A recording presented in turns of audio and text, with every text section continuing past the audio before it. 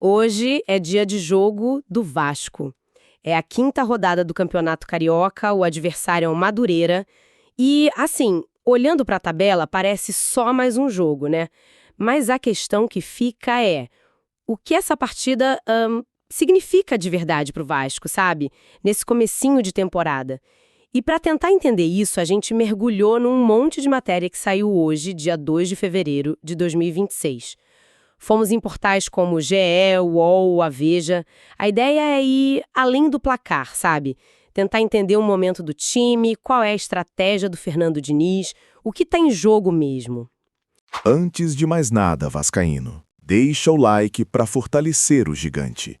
Se inscreve no canal O Gigante Cruz Maltino para não perder nada do Vasco. E comenta aí de qual cidade você está assistindo, porque o Vasco não tem fronteiras. Aqui é Vasco. Aqui é o Gigante Cruz Maltino.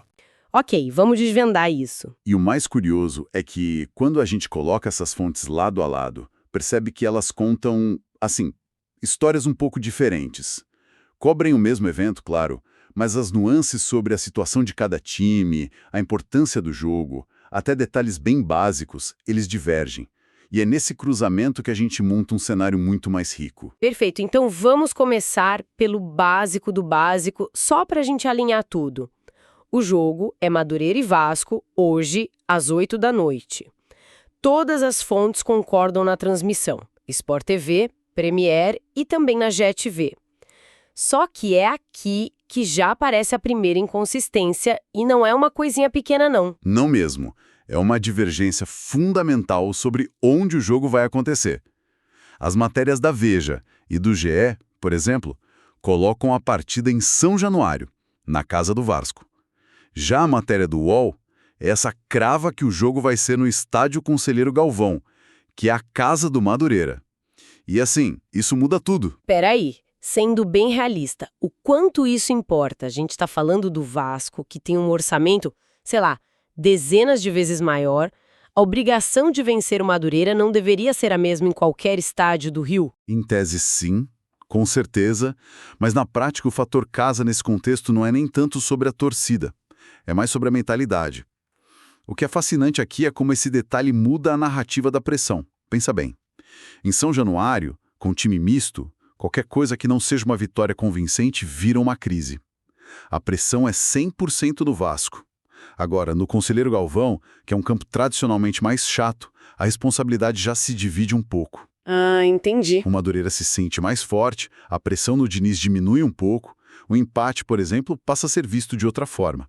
É um detalhe que redefine o que a gente vai chamar de sucesso ou fracasso hoje à noite. Entendi. É a diferença entre ter que dar um espetáculo e só ter que cumprir a tarefa, né? E por falar em pressão, isso leva a gente direto pro adversário, porque o Madureira parece que tá sentindo essa pressão de um jeito bem diferente.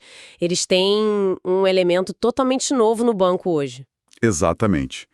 A campanha deles é regular, 2 vitórias, 2 derrotas. Altos e baixos. Mas o ponto-chave é que eles vêm de uma derrota de 2-0 para a Portuguesa. E esse resultado, segundo as fontes, foi a gota d'água.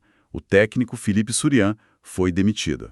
E aí chega o Tony Andrade, o famoso fato novo. E é mais do que só um fato novo. O G e a V já fazem questão de ressaltar que ele não é um desconhecido lá. O Andrade foi campeão da Taça Rio com o Madureira em 2015. Ele é um cara com história no clube. Eu fico imaginando a primeira conversa dele no vestiário, sabe? Deve ter sido algo como: ninguém acredita na gente. O gigante está vindo aqui ferido e é a nossa chance de mostrar valor. Para um elenco que precisa de confiança, a chegada de um técnico com esse perfil, estreando contra o Vasco, é um coquetel motivacional potentíssimo. O que pro Vasco é o pior cenário possível, né? Você não enfrenta só um time. Enfrenta uma equipe com uma injeção de ânimo, todo mundo querendo se provar para o chefe novo. E como o Vasco chega para encarar isso? Porque o momento do time também não é dos mais calmos. Longe disso, se a gente conecta com um quadro maior, a situação é delicada. No Carioca, a campanha tá ok. 7 pontos, 3º lugar no grupo. Uma vitória hoje já bota o time na vice-liderança. O problema não é o Carioca. A fonte do GE é bem clara nisso. A A diretoria e a comissão técnica veem essa fase do estadual como uma preparação para o Brasileirão. Só que essa preparação começou com o pé esquerdo. A última partida do Vasco foi justamente a estreia no Brasileiro. E uma derrota de virada por 2-1 para o Mirassol. E essa derrota contamina tudo. Ela transforma o jogo de hoje. Não é mais só um jogo para subir na tabela do Carioca. Passa a ser a primeira chance de dar uma resposta. É um teste de resiliência. E isso levanta uma questão importante sobre a gestão do Fernando Diniz. Ele tá numa corda bamba. Uma corda bamba bem perigosa, eu diria, porque essa estratégia de usar o Carioca como laboratório tem um preço. Uma nova derrota hoje, mesmo com um time misto, não pode azedar o ambiente para o próximo jogo do Brasileirão no fim de semana. Qual o risco real de um resultado ruim hoje contaminar a prioridade do clube? O risco é altíssimo. É um cálculo que o Diniz está fazendo. Por um lado, ele precisa dar minutos para jogadores que não vêm jogando, testar esquemas e principalmente preservar os titulares. O calendário aqui é brutal, esse gerenciamento é vital. Por outro lado, futebol vive de momento. Um segundo tropeço seguido, não importa a competição, aumenta a pressão nele e no elenco. A matéria do GE até fala sobre essa pressão crescendo. O Diniz aposta que o benefício de rodar o elenco a longo prazo supera o risco de uma crise de confiança agora. É uma aposta ousada. E do ponto de vista de quem torce, essa aposta pode ser frustrante. O ingresso custa caro, o tempo dedicado é precioso, a expectativa é sempre ver o time principal, os melhores. Parece que existe um descompasso entre a estratégia do clube e o desejo imediato da arquibancada. Sem dúvida. E essa frustração pode virar vaia se o resultado não aparecer. É mais uma coisa na conta do Diniz. E essa conta toda nos leva direto para a escalação, para a estratégia de hoje. As fontes são unânimes nisso. O Vasco vai a campo com um time misto. O que significa que peças importantes como o Coutinho e o atacante Nono Moreira devem ser poupados. É aqui que fica bem interessante, porque no lugar da certeza dos titulares, entra a expectativa por quem pode finalmente aparecer. Exato. E a grande expectativa da noite, que o GE destaca com bastante ênfase, é a possível estreia de 2 jogadores, o Brenner e o colombiano Marinato Inestrosa. Eles são descritos como os 2 principais reforços do clube para a temporada. Devem ser relacionados e, quem sabe, entrar no segundo tempo. E a chegada deles não é só para compor elenco, né? Eles vêm para resolver problemas que o time já tem há um tempo. Exatamente. E aqui a gente sai do superficial. A expectativa não é só por caras novas, é por soluções táticas. O Brenner é o centroavante clássico, o finalizador, o homem de área. É um perfil que o Vasco procurou muito na temporada passada e não achou, dependendo de gols de meias ou pontas. Ele é a promessa de uma referência lá na frente. Já o Inestrosa é o oposto, é a velocidade, o drible, o 1 contra 1. Ele é a ferramenta para quebrar defesas fechadas, como a que o time provavelmente vai enfrentar hoje. Então a estreia deles, mesmo que seja por poucos minutos, se torna o evento principal da noite. É o primeiro vislumbre para ver se as soluções contratadas no papel de fato funcionam na grama. Deixa de ser um jogo sobre 3 pontos e passa a ser sobre o futuro do ataque do Vasco. Perfeitamente colocado. E para dar suporte a essas possíveis estreias, a provável escalação que as fontes desenham é bem mexida, mas com uma espinha dorsal de experiência. Vamos lá. Léo Jardim no gol, que é um nome de confiança. Na defesa, Puma Rodrigues, Cuesta, Robert Renan e João Vitor. No meio, Hugo Voura e Tchê. É interessante ver o Tchê aí. Com tanta mudança, parece que a ideia do Diniz é usar a experiência e a inteligência tática dele para dar alguma ordem, sabe? Uma estabilidade para o meio-campo que vai ser, no mínimo, experimental. É uma leitura precisa. Ele é o ponto de equilíbrio. E lá na frente, o trio deve ser formado por Rojas, JP e aí uma dúvida entre Andrei Fernandes e Davi, com o Andrés Gomes mais avançado. É um time com potencial, mas claramente sem o entrosamento do titular. E do outro lado, o Madureira do Toninho Andrade deve vir com os jogadores conhecidos. Neguete no gol, na zaga o Marcão, no meio o experiente Rodrigo Lindoso e na frente o veterano Ricardo Oliveira. São nomes que podem sim dar trabalho para uma defesa vascaína desentrosada. Então, com tudo isso na mesa, Vasco misto, mas com reforços promissores no banco, Madureira motivado pelo técnico novo.